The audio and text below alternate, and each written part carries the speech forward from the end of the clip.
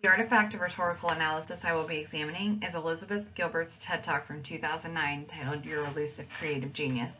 The TED Talk is one of the top 5 most watched TED Talks of all time, boasting more than 17 million views. In Your Elusive Creative Genius, Elizabeth sets out to teach us, if we are willing, how she lives and works alongside fear to continue creating. Furthermore, she asserts that the artist is the genius, instead of being the former notion that we are possessed by the creative genius. The intrinsic analysis portion of this TED Talk will include the examination of egos, logos, and pathos, her appeal to logic, emotion, and ethics. It will include the extrinsic analysis, which will attempt to examine Gilbert's understanding of her own reality and how that paved the way for the inspiration and execution for her as author and speaker of the talk. Gilbert appeals to one's library of emotion while establishing impeccable likability, relatability, and credibility, making a new friend and believer of even the most unenchanted. She appeals to the human condition and the latent fear within. What are we here for? Does this life have purpose? What is the meaning of happiness? The level of her self-disclosure acts as insurance for the validity of her claims. Gilbert creatively finds a way to appeal to everyone at once by creating two groups from which every audience member will belong: those who've experienced success and those who've experienced failure. By using I and we, she suggests a unification of like-minded individuals. The first pillar of happiness equals belonging. Check. And just when everyone had their metaphorical hands raised to the heavens in a hallelujah fashion, she ends with logic and data. It can be identified when the pattern goes as follows: feeling, feeling, feeling, fact. It is a blunt and effective force to end. Gilbert's strong appeal to emotion started off and stayed strong throughout. She used her experience, her disposition, her sense of wonder, and her expertly crafted weapon of mass relatability to draw in listeners and secure their trust, not only in her, but in her new world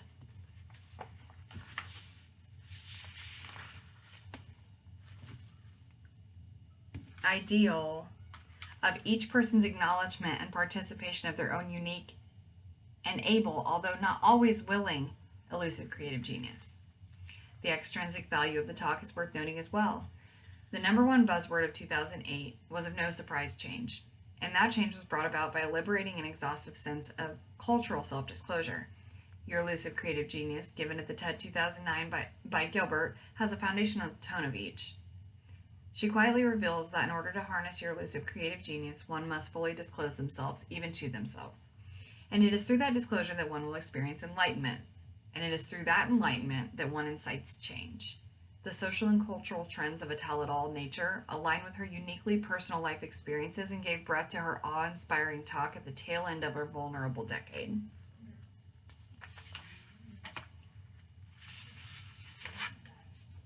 In the end, she breaks down walls, both of her and her own listener. She is able to provide a backdrop of her life in just 18 minutes that explains her fearful torment, and it is through that fearful torment that she learns the lesson of how to not just grapple with, but how to harness her elusive creative genius. From a theoretical perspective, Gilbert spent many years traveling the rugged terrain of the earth, exploring the peaks and depths within. Likewise, she spent those same years exploring the rugged terrain of her innermost self and the peaks and the depths within. These explorations formed the basis of her first book. She is best known for her memoir, Eat, Pray, Love, which she details her journey around the world looking for a thing called love, but is in her own way after hurtful and debilitating divorce that inspired her next novel, Committed. It is within the pages of this novel she speaks her strong feelings against the institute of marriage, which is a theme found within the preceding as well. Although she finds success in both,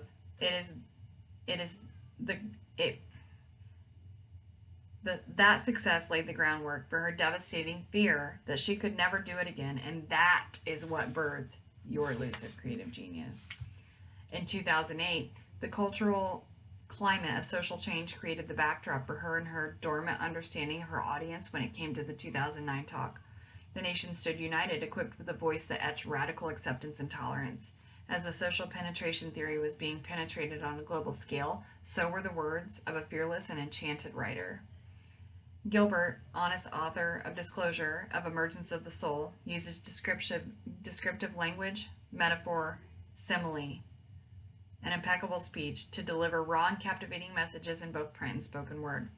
In metaphor criticism, a metaphor is a figure of speech that describes an object or action in a way that isn't literally true, but helps explain the idea or make a comparison.